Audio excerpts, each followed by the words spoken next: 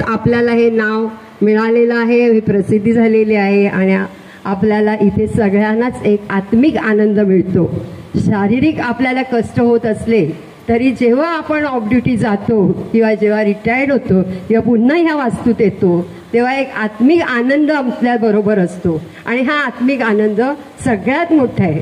तुम्हाला पैसा अडका सगळं मिळेल पण हे मिळणार नाही आणि हे असं एवढं मोठं भाग्य आमचं की ही संधी परमेश्वराने आम्हाला दिली की आम्हाला नर्स म्हणून जन्माला घातलं आणि आम्ही नर्स म्हणून राहणंच आम्ही स्वीकारतो। सगळं सगळं सगळं मिळून पावलेलं आहे।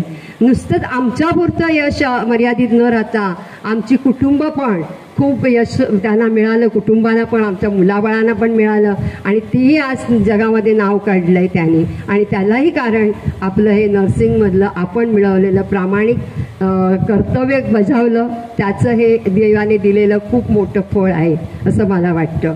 अशा बऱ्याच गोष्टी शेअर करता येतील।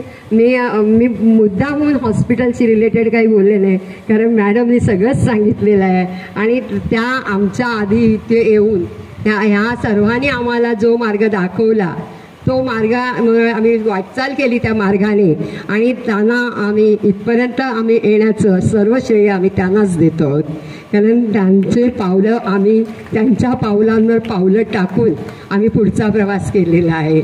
असं बरंच काही बोलण्यासारखं आहे पण बोलण्यात वेळ न घालवता आम्हाला भेटण्यात आनंद आहे आणि हा आनंद इतका आहे की तो गगनात मावत नाही, डोळ्यांमध्ये मावत नाही, कसा व्यक्त करावा हेही कळत नाही आणि असं म्हणजे जसं का हवेतच असल्यासारखं वाटते आणि असंच हा आनंद आमचा कायम राहो एवढंच त्या परमेश्वरचरणी प्रार्थना करतो।